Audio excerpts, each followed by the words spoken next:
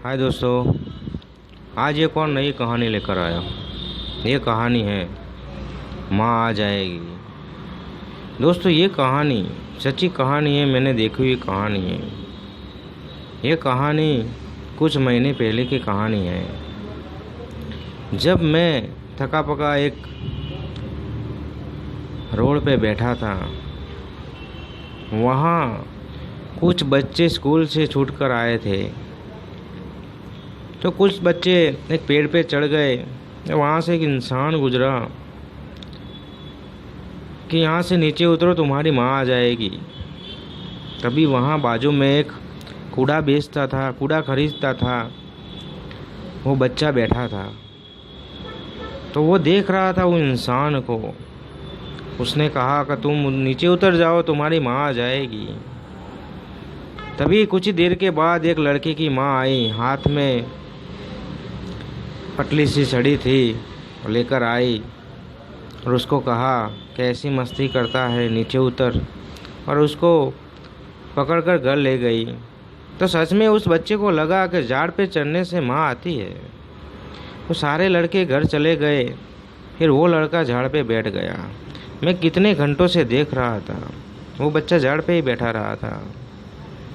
तभी मेरा काम ख़त्म हुआ, मैं वहाँ से निकला, उस बच्चे को कहा बच्चे नीचे उतर। तो उसने कहा कि नहीं, मैं नीचे नहीं उतरूँगा। मैंने कहा क्यों? कि झाड़ पर बैठने से माँ आती है, झाड़ पर बैठने से माँ आती है। तो मैंने कहा तुम कहाँ रहते हो? कि मैं यहीं सो जाता हूँ और यहीं रहता हूँ। मैंने कहा तेरे माँ बाप नहीं है? कि नहीं, मेरे माँ बाप नहीं है, इसलिए मैं झाड़ पर बैठा हूँ। झाड़ पर बैठने से माँ आती है।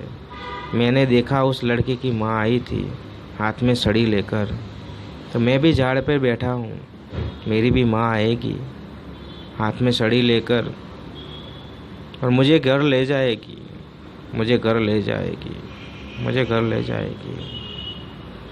तो दोस्तों, मैं सोचता ही रहा ये छोटा सा बच्चा क्या कह रहा है।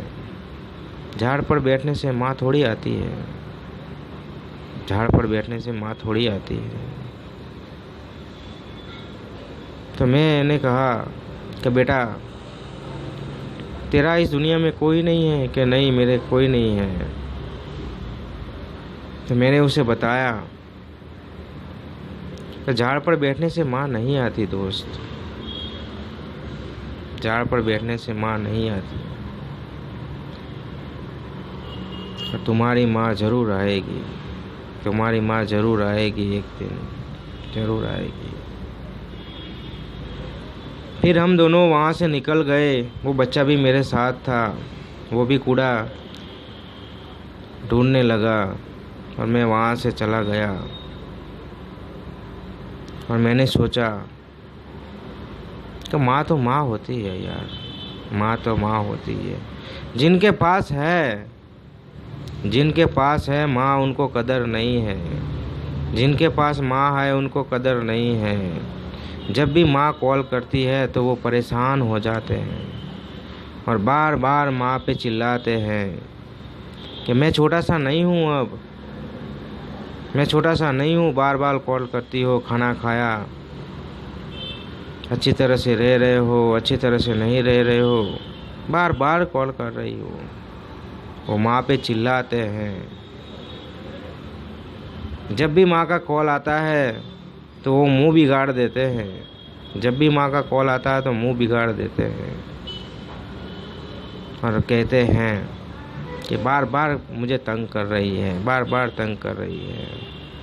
तो दोस्त, जिनके पास माँ नहीं है उनके पास 10 मिनट बैठ कर देख माँ क्या होती है, माँ का प्यार क्या होता है, और माँ का प्यार के लिए कितना तड़पते हैं वो लोग, कितना तड़पते हैं।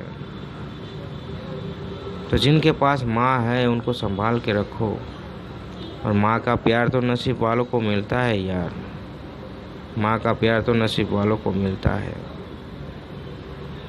तो बस दोस्तों, इस कहानी में यही बताना चाहता हूँ तो माँ बाप को संभाल के रखो। नसीब वाले हो, माँ बाप आपके पास है, नसीब वाले हो, माँ बाप आपके पास है। तो दोस्तों ये कहानी पसंद आए तो अपने दोस्तों में शेयर कर देना। मैं मिलता हूँ नेक्स्ट स्टोरी में। हाय दोस्तों।